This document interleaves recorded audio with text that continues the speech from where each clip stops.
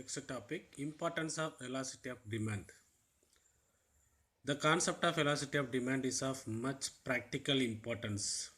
எதுலெல்லாம் இந்த velocity of demand வந்து ரொம்ப யூஸ்ஃபுல்லாக இருக்குது அப்படின்றது தான் பார்க்க போகிறோம். லாஸ்ட் வீடியோவில் பார்த்தீங்கன்னா measurement of velocity of demand பார்த்துருந்தோம். ஃபஸ்ட்டு ப்ரைஸ் ஃபிக்ஸேஷனுக்கு velocity of demand எப்படி யூஸ்ஃபுல்லாக இருக்குன்னு பார்த்தீங்கன்னா, each seller under monopoly and imperfect competition has to take into account velocity of demand while fixing the price for his product. மோனோபோலினா single seller இனிமேல் வர லெசன்ஸில் படிப்பீங்க. இம்பர்ஃபெக்ட் காம்படிஷன் பார்த்தீங்கன்னா டிஃப்ரெண்ட் மார்க்கெட் டிஃப்ரெண்ட் ப்ரைஸ் எல்லாம் இருக்கும். அங்கெல்லாம் இந்த velocity of demand வச்சு தான் என்ன செய்வாங்கன்னா ப்ரைஸ் ஃபிக்ஸ் பண்ணுவாங்க. If demand for product is inelastic he can fix a higher price. Vertical லைனாக இருந்துச்சுன்னா ப்ரைஸ் என்ன செய்யலாம், இன்க்ரீஸ் டிக்ரீஸ் ஆகும். அதனால் ஹையர் ப்ரைஸ் ஃபிக்ஸ் பண்ணிக்கலாம். Producers generally decide their production level, இதுவுமே on the basis of velocity of demand for the product. Distribution factors of production இன்னும் land labour capital organisations அவங்களுக்கு கொடுக்குற ரிவார்ட்ஸ் இருக்கு இல்லையா, rent, wage, salary, interest, profit, all these factors also determine with the help of velocity of demand through distribution. And international trade between two countries கடையில் நடக்கிற trade, export import எந்த அளவுக்கு பண்ணலாம், என்ன டேர்மில் ட்ரேடு வச்சுக்கலாம் அப்படின்றதெல்லாம் இந்த velocity of demand பொறுத்து தான் இருக்கும். இன்டர்நேஷ்னல் ட்ரேடில் between two countries. Public finance பார்த்தீங்கன்னா டேக்ஸ் பாலிசி கவர்மெண்ட் ஃபார்முலேட் பண்ணுவாங்க இல்லையா, டேக்ஸ் வந்து குட்ஸுக்கு அதிகமாக போடலாமா வேண்டாமா அப்படின்றத வச்சு இந்த velocity of demand தான் ஹெல்ப் பண்ணும். ஒரு குட்ஸுக்கு வந்து டேக்ஸ் போடலாமா இல்லை ஆல்ரெடி இருக்கிற டேக்ஸை இன்க்ரீஸ் பண்ணலாமான்றது இந்த velocity demand பொறுத்தா இருக்குது. அடுத்து nationalisation. The velocity of demand enable the government to decide nationalization of industries. ஒரு இண்டஸ்ட்ரி ப்ரைவேட் கிட்ட இருக்குது, அவங்க சரியாக பண்ணலை அப்படின்ற போது அதை நேஷனலைஸ் பண்ணலாமா வேண்டாமா, அங்கே ப்ரொடியூஸ் பண்ணுற குட்ஸுக்கு டிமாண்ட் இருக்கா இல்லையான்றதை பொறுத்து தான் அதை நேஷனலைஸ் பண்ணுவாங்க. அதுக்கு இந்த velocity of demand வந்து ஹெல்ப் பண்ணுது. These are the importance of velocity of demand. இதுக்கு முன்னாடி பார்த்துட்டு இருந்த டாப்பிக்கெல்லாம் பார்த்தீங்கன்னா கார்டினல் அனாலிசிஸ் அப்படின்னா we can measure அப்படின்னு சொல்லி படிச்சிருந்தோம் யூட்டிலிட்டியாக. ஆனால் இங்கே என்ன சொல்கிறாங்கன்னா ஆர்டினல் யூட்டிலிட்டியை மெஷர் பண்ண முடியாது, cannot be measured, we can rank or order. அதனால தான் இதுக்கு என்ன அப்ரோச்னு பார்த்தீங்கன்னா ordinal utility approach. Hicks and Allen அவங்க தான் அது இந்த கான்செப்டை கொடுத்தவங்க, அதனால் அவங்க பேரை வச்ச Hicks and Allen approach. Indifference curve analysis, டிஃப்ரென்ஸ்க்கு ஆப்போசிட் இன்டிஃபரன்ஸ். இவங்க தான் இந்த two economist RGD Allen and JR Hicks. இந்த கான்செப்டை சொன்னவங்க கார்டினல் யூட்டிலிட்டி அப்ரோச்சை வந்து கிரிட்டிசைஸ் பண்ணவங்க யாராருன்னா எட்ஜ்வொர்த்தும் வில்ஃபர்ட் பேரிட்டவும், English economist and Italian economist. அவங்க என்ன நினைக்கிறாங்கன்னா utility cannot be measured absolutely. ஏன்னா நம்ம என்ன சொல்லியிருந்தோம், it is a psychological concept, feel பண்ண தான் முடியும்னு சொல்லியிருந்தோம் இல்லையா, அதுதான் அவங்க சொல்லியிருக்கிறாங்க. But it can be ranked or order by ordinal. Ordinal இந்த கொடுத்துருக்காங்க இல்லையா ரோமன் லெட்டரில் 1 2 3 அந்த மாதிரி வந்து ரேங்க் கொடுக்கலாம். இதை முதல் டெவலப் பண்ணது யாருன்னா Edgeworth. More scientific approach to the study of consumer behaviour known as indifference curve approach. ஒரு கர்வில் நோ டிஃப்ரென்ஸ். இந்த இயர் 1881. 1906 பார்த்தீங்கன்னா வில்ஃபர்ட் பேரிட்டோ அதை மாடிஃபை பண்ணியிருக்கிறாரு. யாரோட அப்ரோச்சா, எட்ஜ்வொர்த் அப்ரோச். அடுத்து ஜேஆர் ஹிக்ஸ் ஆர்ஜிடி ஆலன் வந்து அதை ரிஃபைன் பண்ணியிருக்கிறாங்க 1934. ஜேஆர் ஹிக்ஸ் மறுபடியும் அவரோட புக்கு வேல்யூ அண்ட் கேபிட்டல்ன்ற புக்கில் ஃபைனல் ஷேப் கொடுத்து அதுக்கு என்ன பேர் வச்சுக்கிறாங்கன்னா இன்டிஃபரன்ஸ் கர்வ் அனாலிசிஸ். இதுதான் இந்த கான்செப்ட். அப்போ இன்டிஃபரன்ஸ் யார் அப்படின்னு பார்த்தோன்னா the theory of indifference curve was given by JR Hicks and RGD Allen. Reconsideration of the theory of value economics in 1934. அந்த புக்கில் தான் அவங்க இன்டிஃபரன்ஸ் கர்வை பற்றி ஃபுல்லாக எக்ஸ்பிளைன் பண்ணி கொடுத்துருக்குறாங்க. Scale of preference. நம்ம இப்போ ஸ்கேலில் பார்த்தோன்னா 1 2 3 அப்படின்னு சொல்லிட்டு மெஷர் பண்ணியிருப்போம் இல்லையா. இப்போ ரேங்க் கொடுக்கும்போது பார்த்தோன்னா ஃபஸ்ட் ரேங்க் செகண்ட் ரேங்க் கொடுக்குறாங்க இல்லையா, அந்த மாதிரி தான் நாம் குட்ஸை கன்சியூம் பண்ணும்போது எதில் நமக்கு அதிக யூட்டிலிட்டி சாட்டிஸ்ஃபேக்ஷன் கிடைக்கின்ற மாதிரி ஆர்டர் பண்ணணும். அதுதான் இந்த ஸ்கேல் ஆஃப் ப்ரிஃபரன்ஸ்ன்றது. This theory is also based on scale of preference. Which theory? Indifference curve theory. Rational consumer already we discussed. Who is rational consumer? Minimum காஸ்ட்டில் மேக்ஸிமம் பெனிஃபிட் எக்ஸ்பெக்ட் பண்ணுறவன் தான் rational consumer. ரெண்டு குட்ஸை combine பண்ணி அதில் maximum level of satisfaction எதிர்பார்க்கலாம். Thus the consumer can arrange goods and their combination in order of their satisfaction. அவனுக்கு கிடைச்ச சாட்டிஸ்ஃபேக்ஷன் வச்சு அவன் அரேஞ்ச் பண்ணுறான் ஆர்டரை. Such an arrangement of combination of goods in the order of level of satisfaction is called what? Scale of preference. இந்த தியரிக்கு அசம்ஷன்ஸ்லாம் இருக்குது. Consumer தான் ரேஷனலாக இருக்கணும். ரேஷனலாக இருக்க என்ன செய்வான்? மேக்ஸிமம் சாட்டிஸ்ஃபேக்ஷன் எக்ஸ்பெக்ட் பண்ணுவான். இந்த தியரி என்ன பேஸ் பண்ணியிருந்துச்சு? Utility cannot be cardinally measured but it can be ranked 1 2 3 and so on order ordinal. அப்புறம் indifference curve is based on the concept of diminishing marginal rate of substitution. ஒரு குட்ஸுக்கு பதிலாக இன்னொரு குட்ஸை சப்ஸ்டியூட் பண்ணிக்கலாம் அப்படின்றத கான்செப்ட் அசம்ஷன். அப்படி substitute பண்ணும்போது என்னவாகுன்னா, a consumer is consistent. The assumption is called as the assumption of transitivity. ஒரு குட்ஸில் இருந்து இன்னொரு குட்ஸுக்கு போய்க்கலாம். If a consumer prefer a combination of A to B, B to C, then he should prefer A to C. மாதிரி shift ஆகிக்கலாம். A greater than B and B greater than C, then A greater than C மாதிரி அவன் shift ஆகிக்கலாம். அதுக்கு தான் இந்த concept help பண்ணுது. So அப்போ indifference curves ஷெடியூல்னால் என்னன்னு பாரு. Schedule may be defined as a various combination of two commodities. Apple and orange எடுத்துக்கலாமா? Which will give same level of satisfaction.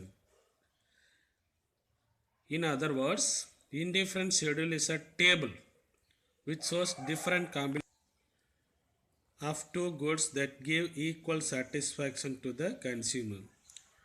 அந்த ஆப்பிள் அண்ட் ஆரஞ்சு எடுத்துக்கலையே, அதில் எந்த காம்பினேஷனில் நீ ஆப்பிள் ஆரஞ்சு கன்சியூம் பண்ணாலும் உனக்கு என்ன கிடைக்கும்? சேம் லெவல் ஆஃப் சாட்டிஸ்ஃபேக்ஷன் கிடைக்கும். அதுதான் indifference, no difference. This is what indifference schedule. Combination பார்த்தீங்கன்னா RSTUVன்னு பிரிச்சிருக்கிறாங்க. ஆப்பிள் 1 2 3. இப்போ ஒரு ஆப்பிளுக்கு 20 ஆரஞ்சு சாப்பிடும்போது உனக்கு என்ன சாட்டிஸ்ஃபேக்ஷன் கிடைக்குதோ அதே தான் 4 ஆப்பிள்ஸ் 10 ஆரஞ்சஸ் சாப்பிடும்போதும் உனக்கு அதே சாட்டிஸ்ஃபேக்ஷன் தான் கிடைக்குன்றதா கான்செப்ட். அதுதான் indifference between any combination of two goods give same level of satisfaction. இருக்கா? Table has 5 combination of 2 commodities apple and orange. Each of these combination give the consumer same level of satisfaction without discrimination, எந்த வேறுபாடுமே இல்லாமல். இந்த schedule the combination are arrange in such way that the consumer indifferent among combination. அவனுக்கு வேறுபாடே தெரியாமல் arrange பண்ணியிருக்கிறான். In this schedule is called indifferent schedule. He will neither be better off nor worse off whichever combination he chooses. இந்த காம்பினேஷனில் எதை எடுத்தாலும் அவனுக்கு equal level of satisfaction கிடைக்கும்.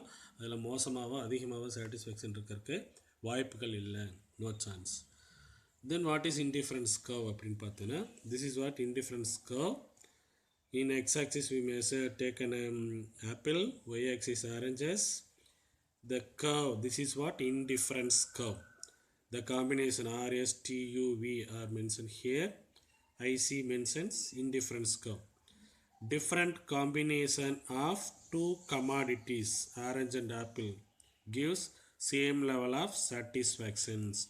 This இந்த டிஃப்ரெண்ட் காம்பினேஷன்ஸ் இருக்குல்லையே, அதை அப்படியே பிளாட்டாக ஜாயின் பண்ணோன்னா நமக்கு கிடைக்கிற கர்வ் பேர் தான் இன்டிஃபரன்ஸ் கர்வ். அதுதான் கீழே கொடுத்துருக்காங்க பாரு. Different combination of 2 commodities can be presented. The consumer get different points. அந்த பாயிண்ட்ஸ் எல்லாம் கனெக்ட் பண்ணும்போது கிடைக்கிற கர்வ் பேர் தான் indifference curve. And indifference curves locus of all combination RSTV இருக்கு இல்லையா, of commodities which give consumer derive same level of satisfaction. எந்த காம்பினேஷனில் எடுத்து கன்சியூம் பண்ணாலும். அதனால தான் இந்த கர்வ் பேர் என்னென்னா, இன்னொரு பேர் utility curve, equal satisfaction curve. X ஆக்சிஸில் என்ன எடுத்துருக்குறோம்? ஆப்பிள். ஒய் ஆக்சிஸில் ஆரஞ்ச். அது மாதிரி எடுத்துருக்கோம். அதுக்கான எக்ஸ்ப்ளனேஷன் தான் இங்கே கொடுத்துருக்குறாங்க. இப்போ ஆர் காம்பினேஷன் எடுத்துக்கிட்டேன்னா, ஒரு ஆப்பிளும் 20 ஆரஞ்சு சாப்பிட்றதுக்கு உனக்கு என்ன சாட்டிஸ்ஃபேக்ஷன் கிடைக்குதோ the same satisfaction will derive from the combination T. 3 apples and 12 oranges will give same level of satisfaction. அதுதான் இங்கே எக்ஸ்ப்ளனேஷனில் கொடுத்துருக்குறாங்க. x axis represents apple, y axis represents an orange, points represents ஒரு apple 20 oranges, அது வந்து point ஆரில். S point எடுத்துக்கிட்டா 2 apple 15 oranges, D point எடுத்துக்கிட்டிங்கன்னா 3 apple 12 oranges. அதே மாதிரி தான் யூவி பாயிண்ட்ஸ் எல்லாம் நம்ம அப்டைன் பண்ணுறோம். These 5 points give a same level of satisfaction. Consumer will be neither better off nor worse off in choosing any one of these points. When one join all these 5 points RSTUV, we can get what? Indifference curve. இதோட concept என்னென்னா, எந்த டிஃப்ரென்ஸும் இல்லாமல் எந்த combination choose பண்ணாலும் உனக்கு satisfaction ஈக்குவலாக கிடைக்கணுன்றது தான் concept. ஆனால் அதை ரேங்க் பண்ணிக்கணும், ஆர்டர் பண்ணிக்கணும். இந்த இதில் இவ்வளோ கிடச்சா, அதில் அவ்வளோ கிடச்சிச்சு அப்படின்னு சொல்லிட்டு. அடுத்து இன்டிஃப்ரென்ஸ் மேப். இன்டிஃப்ரென்ஸ் மேப்புன்றது என்னென்னா, group of indifference curve. Several indifference curve, but it gives a different level of satisfaction கொடுத்துருப்பாங்க பார். Draw several indifference curves, each representing indifference schedule. Hence, indifference map is a family or collection or set of indifference curves corresponding to different level of satisfaction. Set of indifference curve gives different level of satisfaction. இதில் பார்த்தீங்கன்னா இந்த IC3 இருக்கு இல்லையா, higher indifference curve will gives higher level of satisfaction.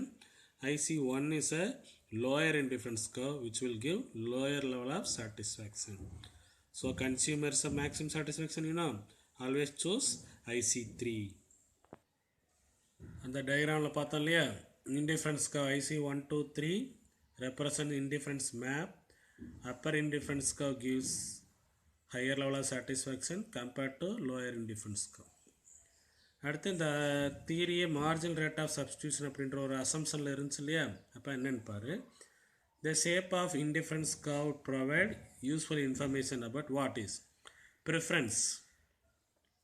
The indifference curve replace the concept of marginal utility. அந்த கார்டினலில் வந்து marginal utility படிச்சிருந்தோம், replace பண்ணிவிட்டு என்ன கான்செப்ட் கொண்டு வராங்கன்னா மார்ஜினல் ரேட் ஆஃப் சப்ஸ்டிடியூஷன். அப்போ அதுக்கு லெஃப்ட் வீக்ன்ற ஒரு definition கொடுத்துருக்குறாரு. The marginal rate of substitution of x for y. So, இப்படி எழுதிக்கலாம், marginal rate of substitution xy is defined as a maximum amount of y. அதை விட்டு கொடுத்தானா the consumer is willing to give up. எதுக்காக விட்டு கொடுக்குறான்னா, x units வந்து additional x units அதிகமாக கிடைக்கணுன்றதுக்காக y விட்டு கொடுக்குறோம். Still remaining on the same indifference curve. அதே indifference curveல ஒய்யை விட்டு கொடுத்து எக்ஸ் வந்து அதிகமாக கன்சியூம் பண்ணுறது. அடுத்து diminishing marginal rate. It explain the concept of diminishing marginal rate of substitution. அதான் ஒன்றை விட்டு கொடுத்து இன்னொன்று அதிகமாக யூஸ் பண்ணுறோம் இல்லையா, அதனால தான் டிமினிஷிங். அதை இப்படி எழுதிக்கலாம். Since y decreases x increase, the changes in y is negative minus இந்த டெல்டா சிம்பல் பேர் change. So the equation is MRXY change in y by change in x. நம்ம மைனஸ் சிம்பிளை நீக்கிட்டோம்னா இந்த மாதிரி எழுதிக்கலாம். Marginal rate of substitution for XY equal to change in y by change in x. அடுத்து properties of indifference curve. நீங்கள் indifference curve பார்த்தீங்களே, அப்படியே டவுன்வர்ட் ஸ்லோப்பில் போயிருக்கும். The indifference curves are subjective and unique to each person. Nevertheless, even though they have in common following properties. ஒருத்தருக்கு ஒவ்வொரு மாதிரி இருந்தாலும் common character என்னென்னு சொல்லி கொடுத்துருக்குறாங்க. The indifference curve must have negative slope. அப்படியே இப்படி டவுன்வர்டில் போகும் இல்லையா, அதுதான். And indifference curve has a negative slope which denotes that the quantity of commodity x y decreases. The quantity of other x must increase if the consumer is to stay on the same level of satisfaction. The curve that do not have negative slope such those shows in the diagram. இந்த டயக்ராம்லாம் பார்த்தீங்கன்னா 2 commodities கொடுத்துருக்குறாங்க. ஏன்னா எங்கே நம்ம என்ன படிக்கணும்னா negative slope தான் இருக்கணும். ஏன்னா இங்கே எதுவுமே நெகட்டிவ் ஸ்லோப் இல்லை, அதனால் இது இன்டிஃபரன்ஸ் கர்வ் கிடையாது. எப்படியா இருந்தாலும் பியை மட்டும்தான் சூஸ் பண்ணுற மாதிரி இருக்கும் ஏயை விட. நாம் என்ன செய்யணும், இன்டிஃபரன்ஸ் கர்வில் ரெண்டு கமாடிட்டி காம்பினேஷன்லேயும் ஈக்குவல் சாட்டிஸ்ஃபேக்ஷன் கிடைக்கணும். ஸோ இது வந்து இன்டிஃபரன்ஸ் கர்வ் கிடையாது, நெகட்டிவ் ஸ்லோப்பாக தான் இருக்கும். இருக்கு இல்லையா, cannot be indifference curve in all three case combination B is clearly preferable to combination A. ஏக்கு பதிலாக B தான் சூஸ் பண்ணுறோம். செகண்ட் ப்ராப்பர்ட்டி பார்த்தீங்கன்னா indifference curves are convex to the origin. இங்கே இருக்கு இல்லையா, convex to the origin. The indifference curves not only negative slope but are also convex to the origin. Convexity என்ன சொல்லுதுன்னு பார்த்தீங்கன்னா, not only two combinations are substitute for each other, but also the fact that the marginal rate of substitution between goods XY இருக்கு இல்லையா, decreases as a consumer move along the same indifference curve. அதனால தான் இது convex to the ஆரிஜினாக இருக்குது. அடுத்து indifference curve cannot intersect each other. இந்த மாதிரி என்ன செய்யக்கூடாது, ஒன்று இன்டர்செக்ட் ஆகக்கூடாது. இப்போ இன்டர்செக்ட் ஆச்சுன்னா என்ன சொல்கிறேன்னு பாருங்க. இப்போ ஐசி 1 இருக்கா, அது C ஈக்குவல் டு பியாக இருக்கும். IC lower indifference curve. IC 2ன்றது higher indifference curve, C equal to ஏயாக இருக்கும். நாம் இதை சூஸ் பண்ணுவோமா, சூஸ் பண்ண மாட்டோம். ஏன்னா higher indifference curve lower indifference கர்வ்லேருந்து ஹையராக வருது, லோயர் இன்டிஃபரன்ஸ் கர்வ் ஹையர்லேருந்து லோயராக வருது, அதனால் சூஸ் பண்ண மாட்டோம். இப்போ the IC is lower indifference curve less satisfaction, C and B fall on IC1. IC2ன்றது என்னது, upper indifference curve denoting higher satisfaction, combination IC2ல இருக்கு. So this is not possible. இந்த மாதிரி எப்பயுமே இன்டர்செக்ட் ஆகாது, ஏன்னா A ஈக்குவல் டு B ஐசியில் இருக்குது அப்படின்றது. அடுத்து indifference curve do not touch horizontal vertical axis. இந்த மாதிரி என்ன செய்யக்கூடாது, டச் பண்ணக்கூடாது. டச் பண்ணிட்டாலும் ஏதாவது ஒன்று மட்டும்தான் கன்சியூம் பண்ணுற மாதிரி ஆயிரும். நாம் என்ன செய்யணும், ரெண்டு கமாடிட்டியும் கன்சியூம் பண்ணி மேக்ஸிமம் சாட்டிஸ்ஃபேக்ஷன் எடுக்கணும். If they touch the axis it violate the assumption of what, purchase two commodities in காம்பினேஷனையும் வயலேட் பண்ணுற மாதிரி ஆயிடும். ஸோ இது என்ன காட்டுதுன்னா, பர்ச்சேஸ் ஒன்லி ஒன் கமாடிட்டி மட்டும்தான் காட்டும். The consumer lack of interest இந்த அதர் கமாடிட்டியில் அவனுக்கு இன்ட்ரெஸ்ட் இல்லைன்றதை இது காட்டும். அதனால் என்ன செய்யக்கூடாது, ரெண்டு ஆக்சிஸையும் டச் பண்ணக்கூடாது. These are the properties of indifference curve. அடுத்து பார்த்தீங்கன்னா price line or budget line. The demand for a goods depends upon the preference for the goods and the purchasing. ஒரு பொருளை நம்ம வாங்குறோன்னா அந்த குட்ஸு நமக்கு பிடிச்சிருக்கணும், அப்புறம் அது வாங்குறதுக்கான திறமை இருக்கணும். The preference pattern is represented by set of indifference curve, lower or higher அப்படின்றது. Purchasing power depends on his money, வாங்கும் திறன், இன்கம் இருக்குல்லையே அது ப்ரைஸை டிபெண்ட் பண்ணியிருக்கோம். மணி இன்கம் அண்ட் ப்ரைஸில் ரெப்ரசன்டட் பட்ஜெட் லைன். இவ்வளோ தான் பணம் கொடுத்துருக்கானோ அதுக்குள்ளே தான் வாங்கணும். The budget line is a downward sloping straight line இருக்கு இல்லையா, budget line. OA is a income and OA by OB is a price of X goods. The budget line is a line joining various combination of two goods which the consumer can buy at a given price and income. கொடுத்துருக்கிற விலையில் கொடுத்துருக்கிற இன்கமில் அதுக்குள்ளே மட்டும்தான் அவனால் என்ன செய்ய முடியும், purchase பண்ண முடியும். அதுதான் பட்ஜெட் லைன். அடுத்த கன்சியூமர் ஈக்குலிபிரியம் எப்படி ஆகிறேன் பாரு. The consumer reaches the equilibrium at point where budget line is tangent on indifference curve. Budget line AB இருக்கு இல்லையா, டேஞ்சன்ட்னா தொட்டு போகிறது, எதை, இன்டிஃபரன்ஸ் கர்வ் தொட்டு போகிறல அந்த இடத்துல தான் கன்சியூமர் என்ன வாங்குறான், ஈக்குலிபிரியம். ஏன்னா இது higher indifference curve gives higher level of satisfaction. This is what consumer equilibrium. இந்த டி பாயிண்ட் இருக்கு இல்லையா, அங்கே தான் என்ன, பட்ஜெட் லைன் ஏபியும் இன்டிஃபரன்ஸ் கர்வ் IC3யும் டேஞ்சன்ட் தொட்டு போகிற இடம் தான் அந்த இடம். The IC which implies maximum possible level of satisfaction. At equilibrium point, the slope of IC refers MRS XY. The slope of BL budget line refers to the ratio of X to the price of Y, that is PX divided by PY. So MRXY என்ன எழுதலாம், PX by PY சொல்லி எழுதிக்கலாம். இதுதான் அந்த டயக்ராம்க்கான explanation. அந்த equilibrium பாயிண்டில் IC curve represents MRSXY. Budget line represents PX PY. So MRSXY equilibrium ஆகும்போது PX by PYன்னு சொல்லி எழுதிக்கலாம். இவ்வளோதான் இந்த லெசனில் படிச்சிருக்கிறது. என்னென்ன படிச்சிருக்கிறீங்க? Budget line, consumer equilibrium, properties of indifference curve, what is indifference curve, ordinal அப்ரோச்ன்றதெல்லாம் படிச்சிருக்கீங்க.